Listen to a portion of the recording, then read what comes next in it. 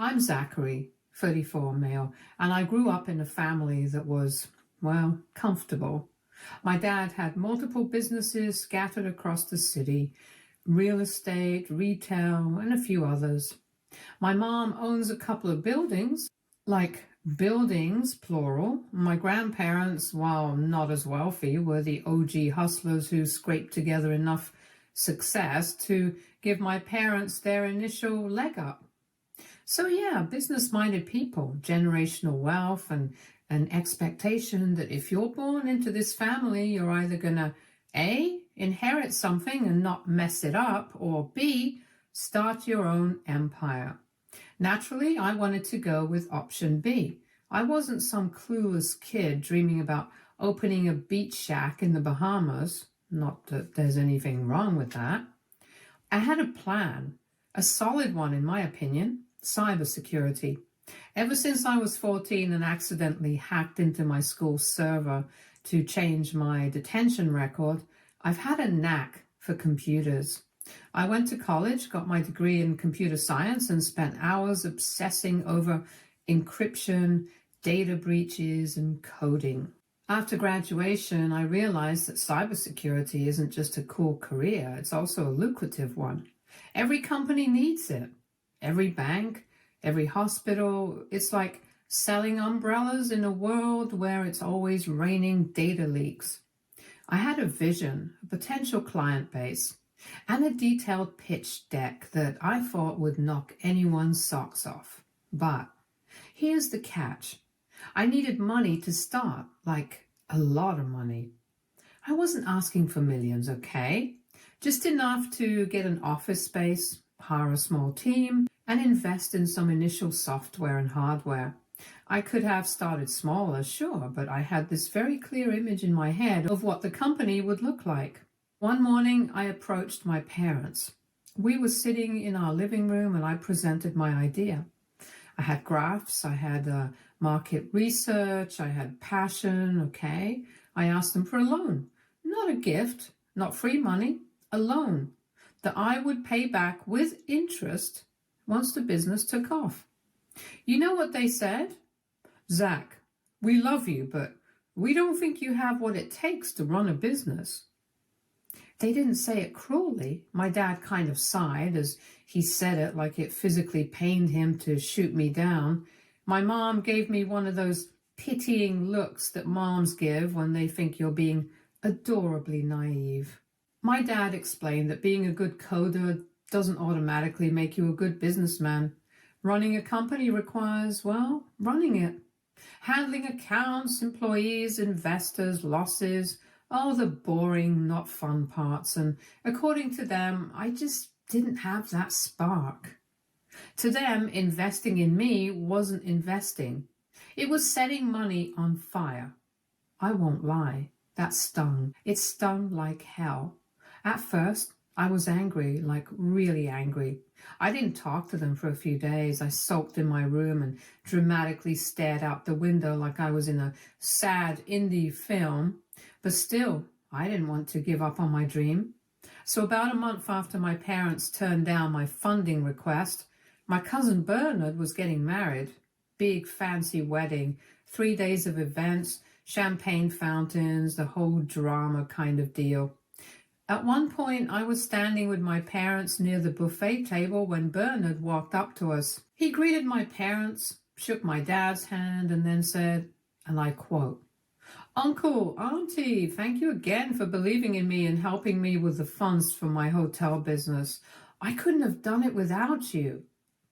Time stopped. I stood there staring at Bernard like he had just confessed to being a time traveler. My parents laughed awkwardly, said something polite, and quickly changed the topic. Meanwhile, I felt like someone had punched me in the gut. I had asked for funding. They said no. But Bernard got funding for a hotel. A freaking hotel. Look, I'll admit it, I'm not proud of what happened next. I excused myself, said something like, I need to check something over there, and bolted. I ended up in this quiet corner of the hotel garden and I cried. Like, not a dignified single tear down the cheek, nope. full-on ugly crying. I felt betrayed, not because they funded Bernard, I mean, good for him, I guess, but because they wouldn't do the same for me. And the worst part? It felt personal, like they believed in Bernard, they trusted him, but me, their own son? Apparently I wasn't worth the gamble. At some point, my grandmother found me sitting there. Zachary, what are you doing here? Why aren't you inside enjoying the wedding? And here's the thing about grandmas. You can't lie to them. You just can't. So in between hiccuped sobs and sniffles, I told her everything. How I asked for money, how they said no, how Bernard got funded, how it felt like I wasn't good enough. She listened. She didn't interrupt me. She didn't tell me to stop crying or say something dismissive like, oh, don't be silly. She just let me get it all out. Then she said something I'll never forget. Zachary, sometimes people see potential in others because they see themselves in them. Your father might see a younger version of himself in Bernard, but that doesn't mean you aren't capable. You're just different. And different isn't bad. It's just different. She squeezed my hand and said, you're smart. You're hardworking. One day, you're going to build something incredible. It'll just be on your own terms. I know that it sounds a lot of cliche saying, but this is what I needed at that moment.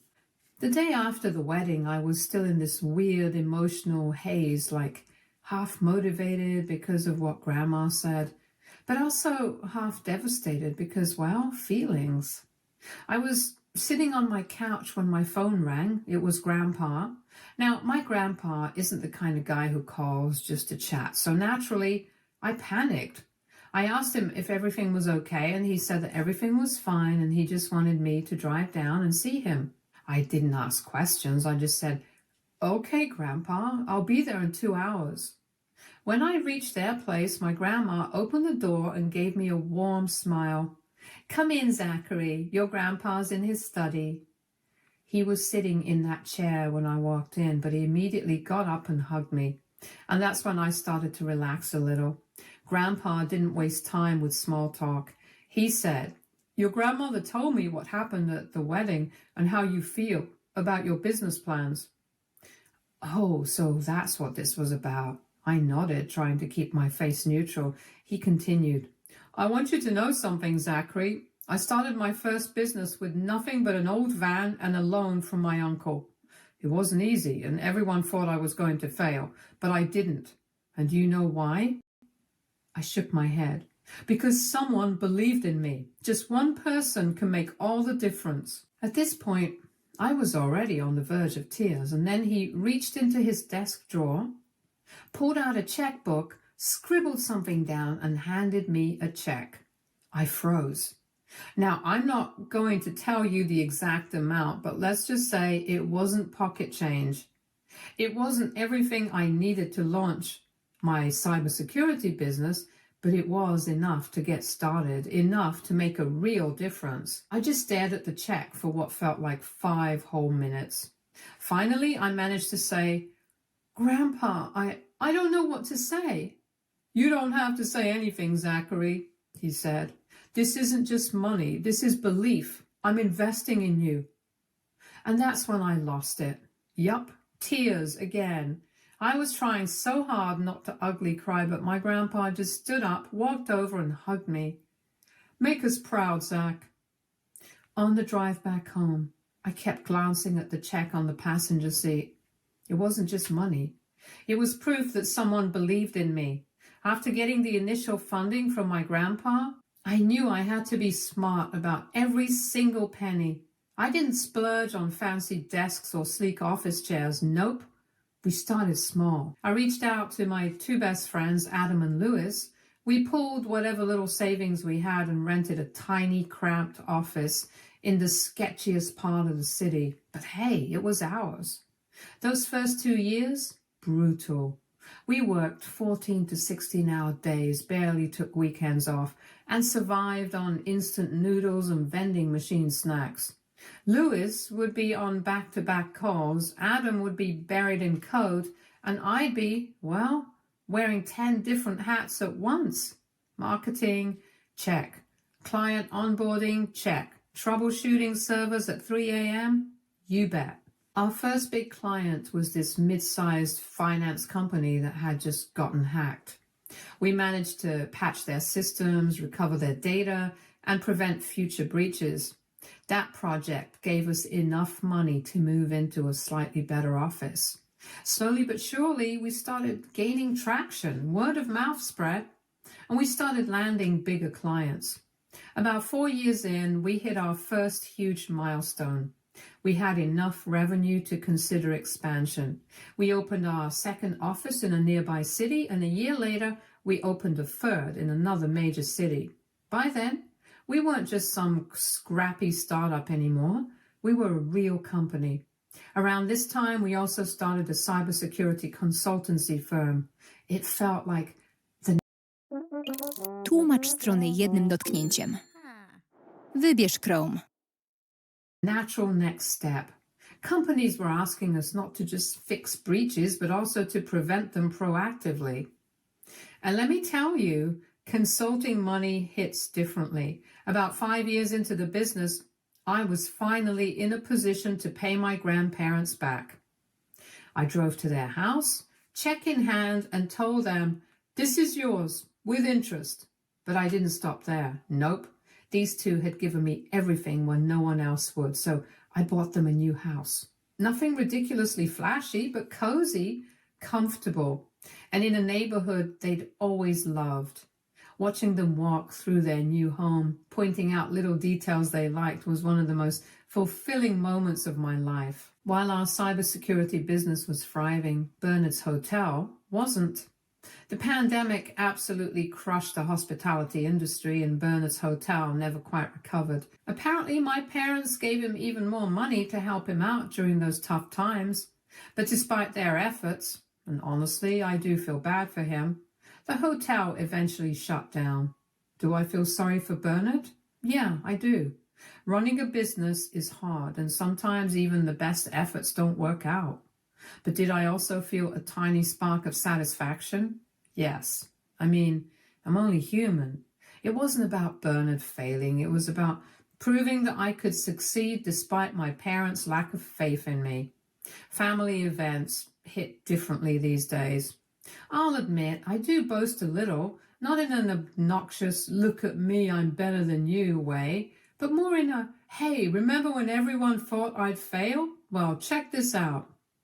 So last weekend, we were celebrating my grandparents' 50th wedding anniversary, and because they are literally the reason I have everything I have today, I wanted to make sure this day was perfect.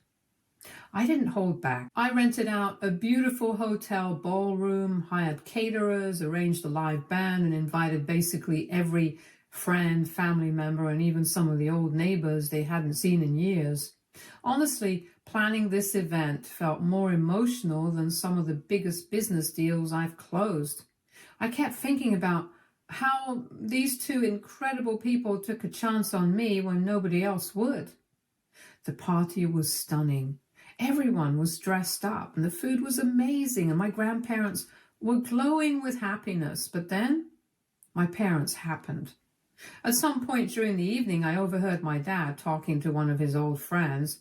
When his friend said that he must be proud of me, he responded by talking about family values and how their support and guidance set me on the right path. He also said how it's practically a family business now. Excuse me? What? I froze. I thought maybe I misheard, but no. As the night went on, I kept hearing snippets of conversations where my parents painted themselves as the backbone of my success. We always knew he'd do something great. We supported him every step of the way. It's just what we do as a family, lift each other up. And the kicker? My dad actually said, "It's all thanks to the initial family support." At that moment, I wanted to scream, but I kept my cool. Look, I'm not saying I needed my parents to kneel in front of me and apologize with tears in their eyes or anything, but taking credit for something they actively refused to support after literally telling me to my face that I wasn't business material? Yeah, that didn't sit right with me. I tried to enjoy the rest of the night, but I was really angry, so I changed my speech. Now, originally, I had planned to keep it simple, a heartfelt tribute to Grandma and Grandpa. But after everything I'd heard that night, I knew I couldn't let this slide. I started off light-hearted. I cracked a couple of jokes, mentioned how their marriage was older than the internet, and talked about the love and respect they always have shown each other. But then I got serious, and here's the part of my speech. You know, Grandma and Grandpa didn't just build a life together, they built a legacy of love, trust, and most importantly, belief in people. When I had a dream and everyone else shut the door in my face, these two opened theirs. They didn't just believe in my idea, they believed in me, and I owe everything I have today to their faith in me when nobody else had any. I paused. My parents were staring at me, frozen smiles plastered on their faces. So tonight, I want to raise a toast to Grandma and Grandpa, the only two people who believed in me when no one else did. This success, it's yours, not anyone else's. Grandma was in tears. Grandpa was nodding with that proud, quiet smile of his. And my parents, they smiled through gritted teeth. About 15 minutes after the speech, my dad found me near the dessert table. He was basically yelling at me, "What the hell was that speech about, Zachary? Were you trying to humiliate us in front of everyone?" I almost laughed. Humiliate you? I just said the truth. You guys didn't believe in me, and Grandma and Grandpa did. My mom joined in. You didn't have to air our family business out like that in front of everyone. You made us look terrible. At that point, I was already biting my tongue, trying not to snap. But then my dad said, "You act like we didn't do anything for you. We gave you a good life, a good education. How dare you make us out to be the villains in your little success story?" And that was it. That was the moment I lost my cool. I didn't yell at first, but my voice definitely rose. "You know what? You guys didn't believe in me. You had the money. You gave it to Bernard for his hotel without a second thought. And when it failed, you gave him even more. But when I came to you with my idea, you said I wasn't the business type. Do you know how much that hurt me?" At this point, I realized that the room had gone dead silent. Guests were staring. My cousin Bernard, the failed hotel guy, was awkwardly sipping his drink in the corner like he wanted to disappear. My dad pointed at me and said, "You're being ungrateful." And I snapped back. "Ungrateful for what? For your doubts? For your lack of faith? No, I'm not ungrateful. I'm just finally saying out loud what everyone already knows." I was done. My chest felt tight. My face was hot, and I realized I just created a scene at what was supposed to be a celebration for my grandparents. I looked around and saw my grandma staring at me with this soft, sad expression. Not disappointed, but just sad. My grandpa had his arm around her like he was trying to keep her calm. That's when the guilt hit me. I didn't say another word. I just turned around, walked out of the ballroom. I didn't even grab my coat. I got in my car, slammed the door, and just sat there for a few minutes, staring at the steering wheel, trying to calm down. I didn't sleep that night. I kept replaying the argument over and over again in my head, and the next morning I got a text from my grandma. "Zachary, we love you very much. Please don't feel bad about last night. We understand." But that didn't really make me feel better. I've been thinking about it a lot, Reddit. Did I cross a line? Did I ruin a night that was supposed to be about my grandparents? Update 1. Hey Reddit, it's me again. Buckle up because things have somehow gotten worse. Now, I thought things would cool down after that night. I thought maybe we'd all take some time and reflect and have a proper adult conversation later, but nope. My parents decided to go nuclear.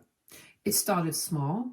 Cousin texted me like, "Hey, Zach, did you really guilt trip Grandma and Grandpa into giving you money? That's what Uncle said."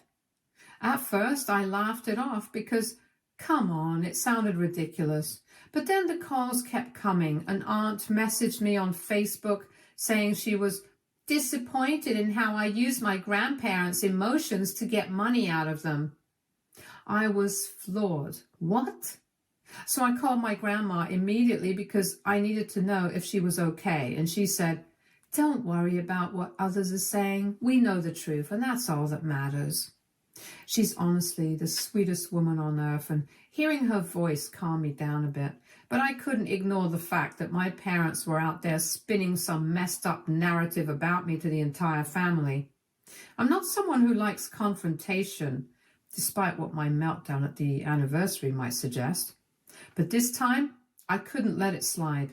I called my parents and asked them, "What the hell are you guys telling everyone? Why are people calling me and saying I manipulated Grandma and Grandpa?" To this, my mom said, "Well, you did cry to them, didn't you? You made them feel bad for you. That's manipulation." I was already on the verge of crying and told her, "Are you serious? I was crying because I was hurt, because you made me feel like I wasn't good enough. That's not manipulation, that's called having emotions." I heard my dad speaking in the background. "You can spin it however you want, Zachary, but everyone sees you for what you are now." I told them, "Okay, fine. Tell everyone whatever you want. I'm done trying to explain myself to you." And I hung up. I thought hanging up would give me some sense of peace, but it didn't. Over the next week, the rumors just got worse. One relative said they heard I threatened to cut Grandma and Grandpa off if they didn't give me money. Another said I bragged about how I manipulated them and laughed about it later. I felt like I was losing my mind. Like, how do you even fight back against something like this? It's so absurd that it feels almost comical.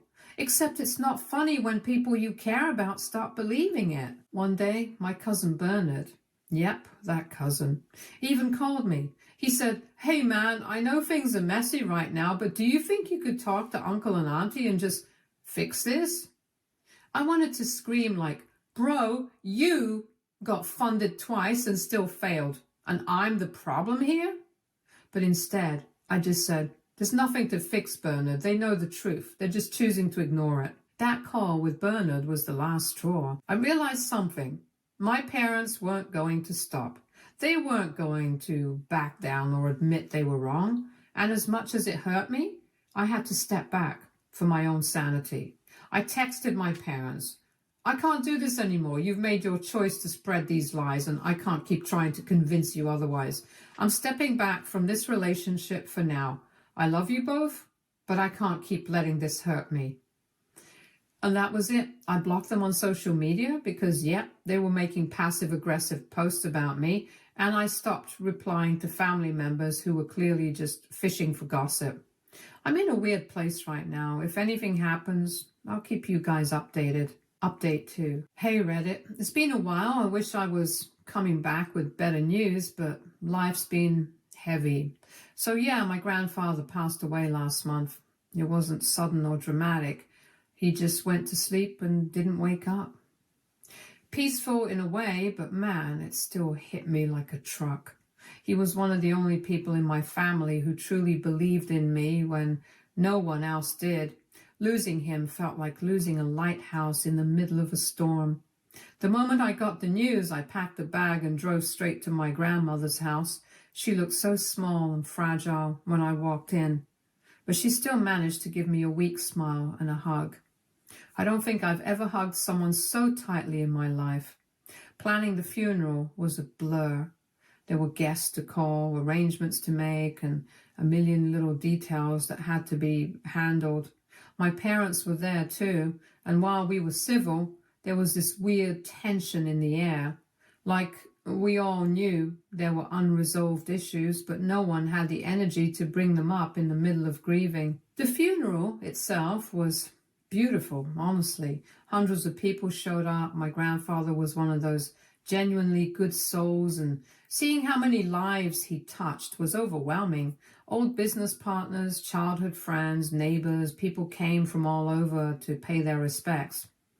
I tried to keep it together during the eulogy, but man, I lost it halfway through. My grandmother squeezed my hand the whole time, and I'm so grateful she was there because I don't think I could have gotten through it otherwise. Now here's where things got a little messy. My grandfather wasn't insanely rich or anything, but he did own a few properties, including this beautiful lake house. It's the kind of place you'd see on postcards. Wooden deck, big windows overlooking the water, surrounded by trees. My dad spent a ton of time there as a kid. And even I have some memories of running around the dock, fishing with Grandpa, and roasting marshmallows by the fire pit. So during the reading of the will, the lawyers started listing out assets, and then we got to the lake house. My grandfather had left it to me and my cousin Laura. For context, Laura is my dad's sister's daughter.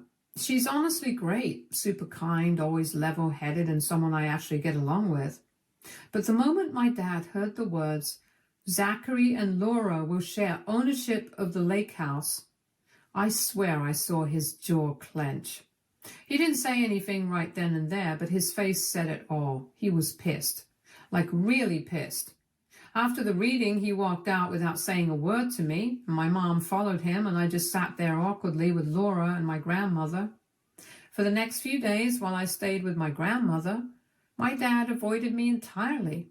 If we were in the same room, he'd act like I was invisible. My mom would give me these weird half smiles, but she didn't say much either. It's wild to me because it's not like I asked for the lake house. I didn't even know Grandpa was going to leave it to me. But somehow it felt like my dad saw it as another personal attack. Like Grandpa was taking my side in some imaginary war. Laura and I talked about it one night over tea. She admitted that she felt awkward too because her mom, my dad's sister, wasn't exactly thrilled about the will either. But at least Laura's mom didn't go full cold shoulder mode. One afternoon, I was helping my grandma sort through some of Grandpa's old things when she sat me down. She said, "Your grandfather loved your father very much, Zachary, but he also saw how hard you worked, how much you fought to prove yourself.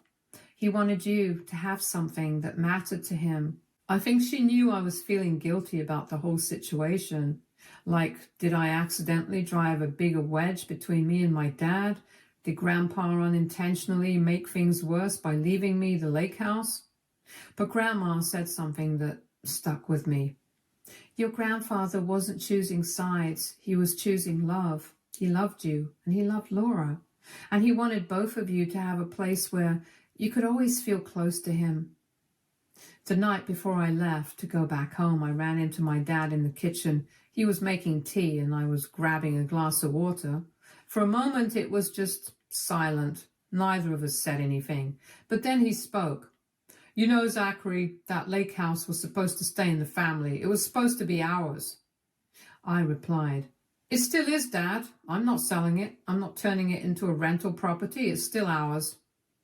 He didn't respond. He just stirred his tea, set the spoon down, and walked out. I don't know what I expected, an apology, an argument, maybe even a hug. But I got nothing. Update 3. Hi everyone, this will be my last post. There are a few things I need to take care of now as my father has decided to sue me. He believes that the lake house belongs to him, even though my grandfather left it to me and my cousin Laura. I can't really discuss the details here because it's all very complicated and legal, but I'll try to give you guys a gist of what's going on. It started when my dad started showing up at my house unannounced, demanding that I do the right thing and give him the lake house. At first, I thought maybe he was just upset and wanted to talk, but when I refused to budge, he started making threats. He told me that my grandfather's will was wrong and that I was the one who was in the wrong for not sharing the house with him. It was like a switch flipped in him. Then came the papers. I won't go into detail, but basically my dad's team of lawyers sent me official documents accusing me of wrongfully obtaining the lake house and demanding I hand it over. He's saying that it's his inheritance, not mine, and that I manipulated Grandpa into leaving it to me. I mean, it's ridiculous, right? Grandpa clearly wanted me and Laura to have the house. But what hurts the most is the way this whole thing is affecting my family. My mom is still trying to play the mediator, trying to convince me to give in and just hand the house over so that we can move past this. She still hasn't fully realized what my dad is doing, and I'm honestly tired of explaining it to her. As for my relationship with my dad, it's done. I tried to reach out a few times, hoping we could talk like adults. But every time I tried, he just got angrier. He's called me names, blamed me for everything, made it clear that he has no intention of backing down. I'm at the point now where I don't think there's any going back. I don't